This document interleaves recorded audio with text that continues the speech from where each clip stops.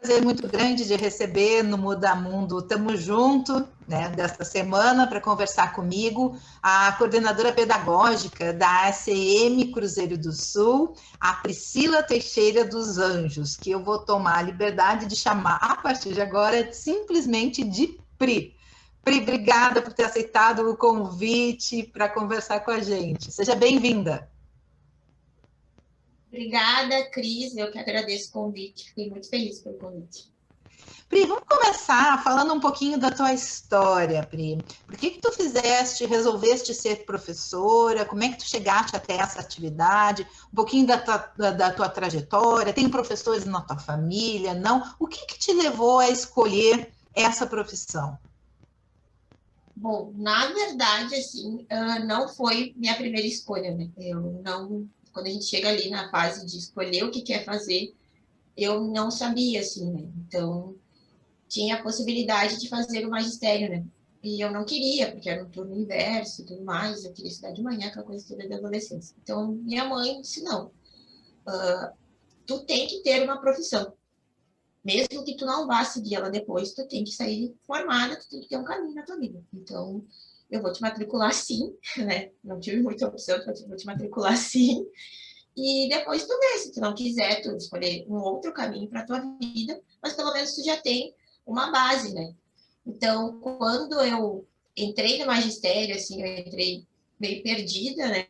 Então, e aí, quando eu fui para a prática, né? Que a gente, ao longo do magistério, tu tem atividades que tu vai entrando na sala de aula, que tu vai fazendo, vai observando atividades das professoras, né? E ali eu disse, nossa, é aqui que eu vou ficar, né? Realmente a minha mãe tinha razão, é aqui que eu vou ficar. E foi dali para frente, foi só evolução, eu digo assim, né? Eu fiz magistério, depois do magistério eu fui para pedagogia, e foi ali que eu realmente tive a possibilidade de mudar, né, a minha vida, né? Porque na minha família eu fui a primeira a ter o ensino superior completo, né? Então a gente vem de uma família que a gente conhece, do racismo, do estrutural, né, do ensino estrutural, das nossas vivências, das dificuldades de acesso, das dificuldades de possibilidade, né, de mudança, né? Então, quando a família te apoia nessa caminhada, foi tudo, foi o divisor de águas, eu digo assim. Então, ter chegado aqui foi muito disso, né? Dessa primeira palavra de, não, tu tem que sair com um meio caminho andado. Depois, se tu não quiser, tu faz outra coisa. E realmente, eu fiz o primeiro caminho e foi onde eu me achei, né? Então, eu gosto, né? Realmente, é difícil a gente, às vezes tu faz, tu é professor porque tem que ser, não, eu gosto, né? Com todas as dificuldades que a gente encontra no dia a dia, eu gosto. E eu cheguei na CM, assim, foi tentando também nessa perspectiva de dar uma outra cara, né? Porque eu trabalhei no ensino fundamental, eu fui estagiária na educação infantil, aí eu estava numa escola de educação infantil e sabe, quando tu já não tá te achando, assim, que não é aquilo, e uma ex-colega do magistério disse, Pri, como tu já trabalhou no projeto social, tu já tem mais ou menos essa vivência, eu tô saindo de uma vaga e eu acho que tu tem esse perfil. Tu quer ir lá fazer uma entrevista para ver se é isso que tu quer, se tu acha que é bacana. E eu fui, né? E quando eu fiz a entrevista, até falei para a coordenadora, da época que eu entrei como educadora social, na CMST, que agora já nem tem mais, né? Já não existe mais. Ela disse, eu tô vindo aqui porque eu quero ter a outra experiência da educação. Eu tenho a experiência do ensino fundamental, eu tenho mais ou menos essa vivência, não é nem experiência, né? Essa vivência da educação infantil, e eu quero ver o lado B da fita, né? Que é a área social, que é a educação não escolar. E entrei e eu passei pela CM Esteio, pela CM Cruzeiro, pela CM Morro Santana e agora estou na CM Cruzeiro como coordenadora pedagógica, né? Então, de lá para cá, de 2016 agora, é só vir nessa caminhada, assim, de tentar entender os processos, né? Evoluir dentro deles e auxiliar, assim, né, de entendimento desse outro lado, dessa vivência da educação, né? Então, é mais ou menos isso, assim, resumidamente, né? Essa é a história. E para quem está nos assistindo, nos ouvindo e não é de Porto Alegre, a Cruzeiro do Sul é uma comunidade, né, como a gente chama a Vila Cruzeiro do Sul, é uma comunidade de extrema vulnerabilidade social, né? E tu trabalhas então com crianças, né? E a gente tem falado, né, que a pandemia infelizmente ampliou a desigualdade. Eu queria que contasse um pouquinho para a gente de como é essa comunidade, qual é a condição dessas crianças, né? Qual é a faixa etária que vocês trabalham e o que vocês oferecem na ACM para essas crianças dessa comunidade assim extremamente vulnerável. Bom, o nosso atendimento ele é de 6 a 14 anos, né? Então, a gente atende as crianças de 6, ali do primeiro ano, até ali o finalzinho do ensino fundamental. Né? O nosso atendimento, ele é pedagógico, né? A gente tem a parte pedagógica ali, de letramento, numeramento, e temos a parte esportiva ali, de todas as modalidades, né? Nossos professores, eles oferecem, desde o futebol até o atletismo, né? Então, a gente tem esse embasamento, até pela CM, ter esse embasamento no esporte, né? Então, a gente sempre trabalha nessa área. A nossa comunidade, ela é extremamente vulnerável, assim, né? A gente tem uma... E com essa pandemia, assim, tudo mudou, né? A gente vinha numa caminhada, numa crescente, assim, né? Do serviço, assim, a gente estava olhando para outras perspectivas que a gente teve que dar uma retrocedida e olhar mais para essa parte da vulnerabilidade, da acolhida, né? Porque nossas crianças nesse período de pandemia, a gente ficou fechado por muito tempo, né? Nosso atendimento ele ficou fechado assim por quase um ano inteiro, né? Então todas as nossas construções, todo o nosso trabalho, ele ficou meio que fragilizado. Essa é a palavra, né? Ele ficou fragilizado. Ele não se perdeu, mas ele ficou fragilizado. Até pelo fato das nossas crianças terem que recorrer a outras possibilidades, né? De trabalhar, ou de ajudar em casa, ou de ficar muito tempo dentro de casa, né? Então, isso reflete muito no nosso trabalho hoje, né? O nosso trabalho, ele, além de ser pedagógico, de auxiliar no serviço da escola, ele também tem muito esse olhar de acolhida, né? De acolher, de entender, de tentar amenizar essas vulnerabilidades, né? A gente oferta, quando as crianças chegam, o café da manhã, né? Então, a primeira refeição é conosco, né? Quem chega de manhã, eles chegam, a gente faz todo o processo agora que a gente está atendendo novamente, né? A gente voltou para o atendimento presencial, faz a aferição da temperatura, a higienização das mãos, caminha para o café, faz as atividades ali, a gente acolhe, conversa, faz esse primeiro momento, assim, mais de realmente de querer saber como eles estão, né? De como é que está sendo, de como é que foi o dia, ou de como é que foi o final de semana, faz essa acolhida. Depois a gente parte para as atividades pedagógicas e esportivas, né? Então, eles ficam esse período conosco da manhã e quem chega à tarde também. A gente tem feito esse mesmo processo. Chega, é acolhido, vai para as atividades, toma um café e depois se encaminha para casa. Vocês estão atendendo menos, né, menos crianças do que vocês atendiam normalmente, né? Não sei se é um escalonamento ou é um grupo, com certeza um grupo em função dos protocolos, um grupo reduzido. E tu disseste que a primeira coisa que vocês fazem é saber como eles estão chegando, né? É fazer essa escuta, essa acolhida. E Pri, eu te pergunto, como eles estão chegando depois desse período de, talvez, infelizmente, alguns percam o vínculo não só com a instituição, mas com a própria escola, como tu já disseste, né?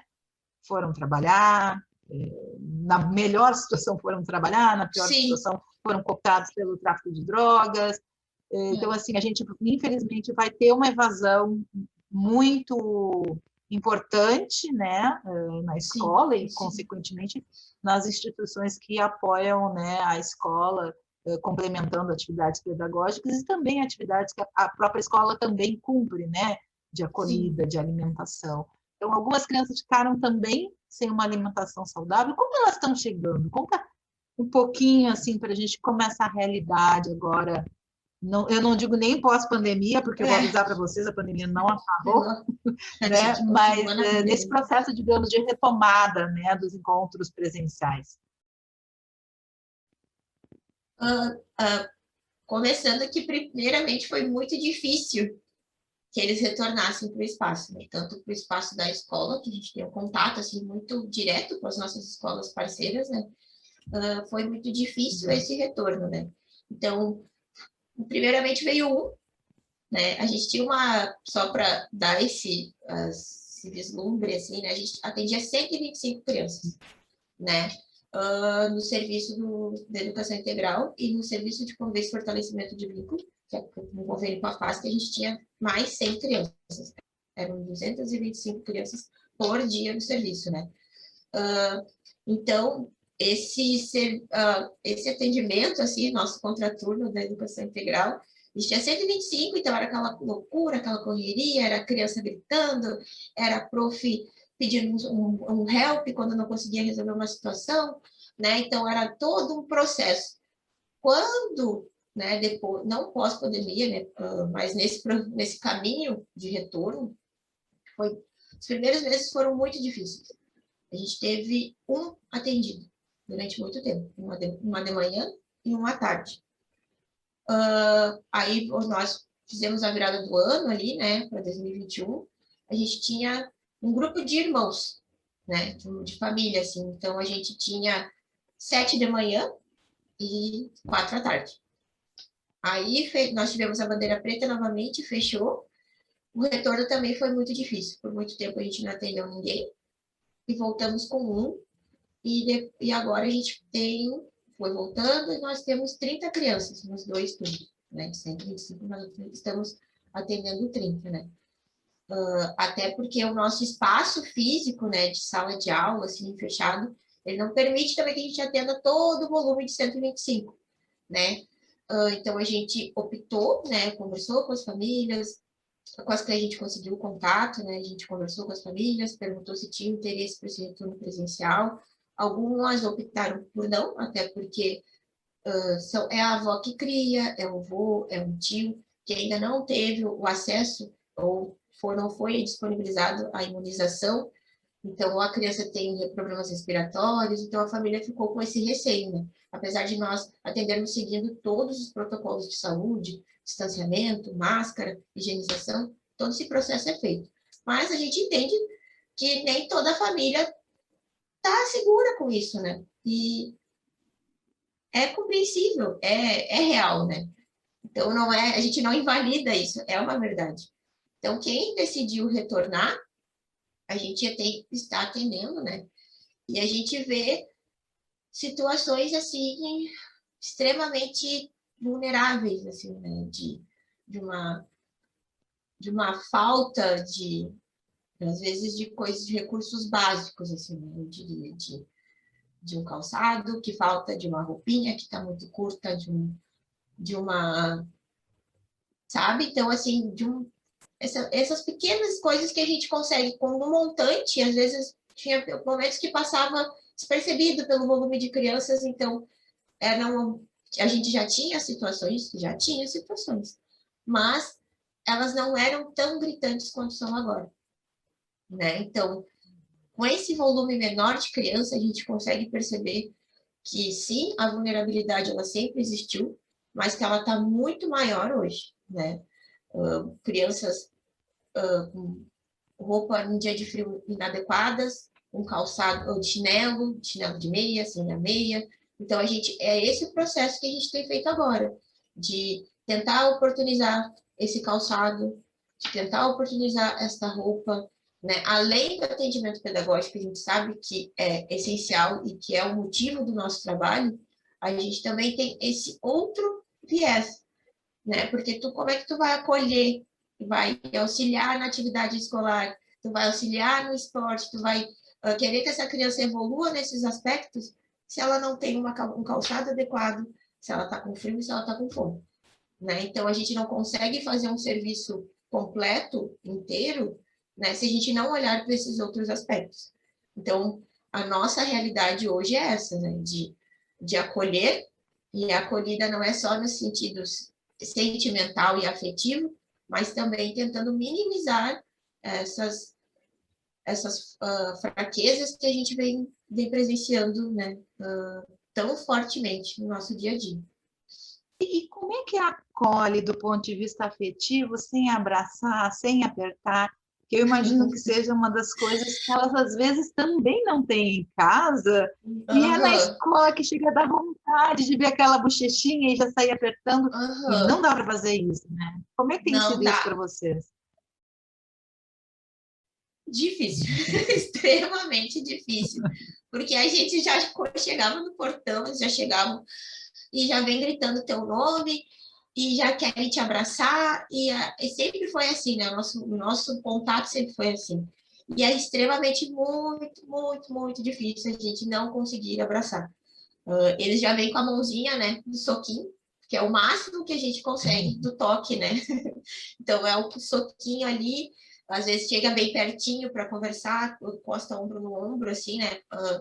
E é o que a gente tem conseguido para tentar encurtar, né, essa distância do abraço, porque é muito complicado, porque sempre foi, por mais diverso que seja assim, o nosso atendimento e as peculiaridades de cada criança, o abraço sempre foi muito presente, né? Ele sempre fez parte assim do nosso dia a dia, tanto no abraço da chegada, no abraço depois que brigaram, tipo, brigou com a gente, não veio que isso acontece, né? No atendimento com criança isso sempre tem. Tu é chata, tu é isso, tu é aquilo. Aí na volta, tá, Sônia, desculpa, e vem e te abraça. Então, não ter o abraço é muito difícil pra gente, né? Mas a gente tem tentado amenizar no soquinho, no encostando cotovelo, encostar de cotovelos, né? Mas é difícil. Quem sabe, né? Vamos orar para o abraço voltar logo, né, Felipe? Sim, E vocês, sim. né? Tu és a coordenadora pedagógica dessa unidade da CM na Cruzeiro do Sul, né? Como é que tu e teus colegas se acolhem?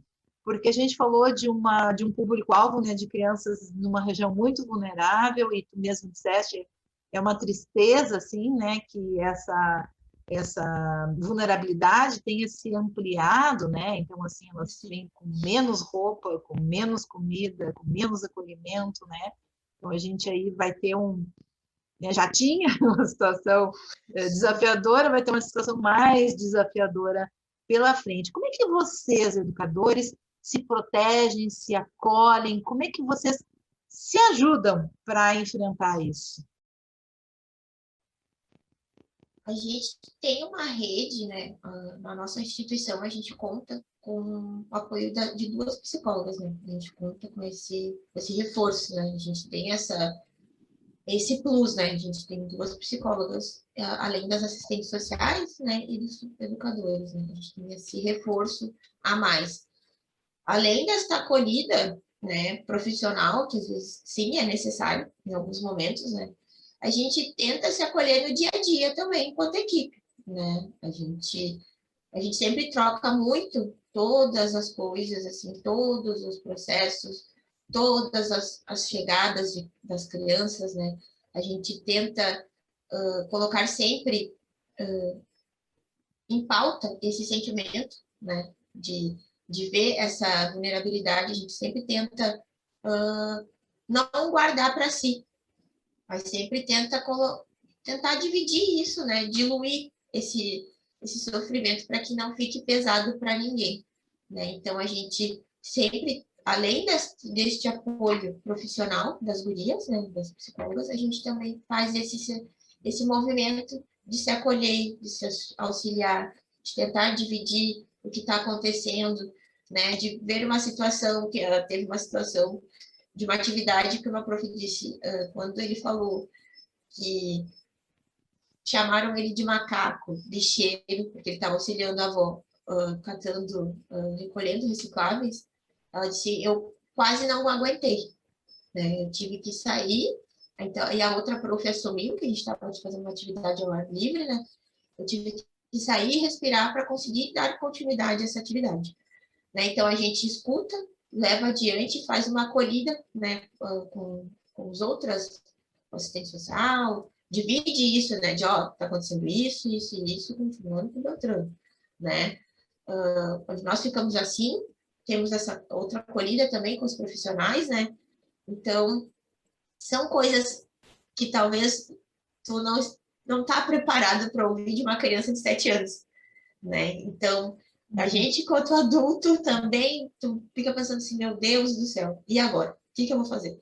Então, a gente, não, realmente, é de cortar, sim. Eu, no teu lugar, também não teria tido outra atitude se não respirar, tomar um ar e tentar achar uma resposta que acolhesse ele nesse sentimento de que não, de quem fez, quem disse isso para ele é que está errado, e que o que ele estava fazendo, apesar de não ser o adequado para uma criança de 7 anos, ele estava auxiliando a família num momento difícil, né? Então, que ele estava certo e a pessoa que estava errada, e tentar, né, auxiliar esse profissional depois, assim, olha, realmente a gente tem que, é difícil, né, mas vamos tentar diluir isso, esse sentimento difícil, para que não fique difícil só para ti, né, que não fique difícil para todos nós, né, mas que a gente consiga auxiliar tanto a nossa evolução enquanto profissional, enquanto pessoa, ouvir isso, quanto auxiliar as crianças nesse processo, né. Então, tem sido mais difícil do que era, né? Porque as coisas elas estão vindo mais pesadas, né?